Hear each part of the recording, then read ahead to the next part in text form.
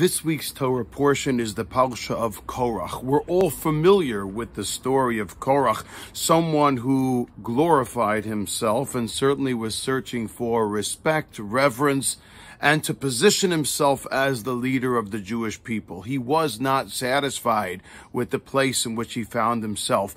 And what's interesting is that Chazal speak about the vernacular of what's called machloket.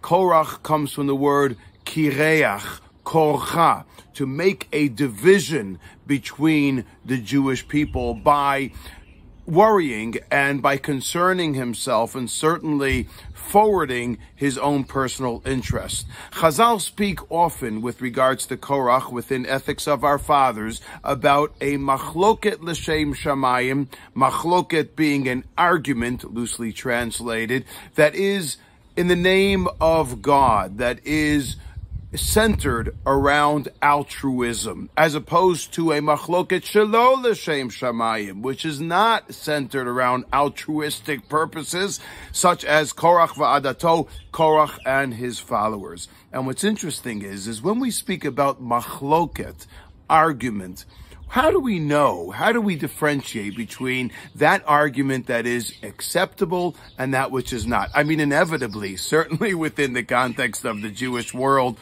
there are hordes amount of arguments that exist.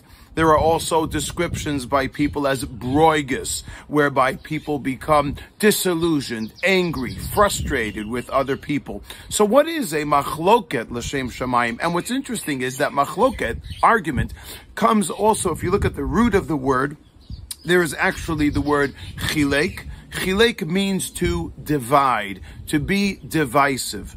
Any argument that's going to cause divisiveness amongst people, and if that is the intention of the argument, is problematic. What's interesting is that the same word, chilek, can also come from the Hebrew word chalak, or chalak actually means straight, pure, without any blemishes. Someone who is arguing to be chalak, not necessarily to promote their own agenda, but interesting Hebrew word, lechalek, to be able to chilek, to be able to give over to other people. In other words, they are arguing for the sake of helping others, for promoting other people's agenda, other people's causes, for an ideology, for an idealistic reason. That is, or what we would coin as a machloket, chalak, that is pure, lechalek, to help others. But the moment that a machloket is chilek, to cause division, divisiveness, and lechalek le'atzmo, to promote your own agenda, that is problematic. Gila had many times that she suffered and that she was frustrated and get angry and would have outbursts. But I remember many times I would come back from shul or from a meeting or from a specific function and speak about how frustrated I am with a certain person, how they annoyed me, or how their behavior was intolerable. And Gila would very often say to me, Abba, remember, that person has their reason for doing so. Don't be so frustrated with people. Be more accepting. Understand that you too frustrate people at times, which I really found hard to believe, but I imagine that it does happen here and there.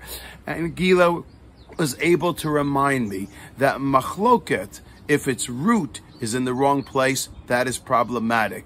But if the person is arguing for the sake of lechalek, to help others, then indeed it is acceptable. Gila never had agendas that were personal for her own rapport, but really for the sake of helping others as well. And it's something that we have to embrace and remember. This is the Torah way, the Jewish way, and it always will remain the Gila way. Shabbat Shalom.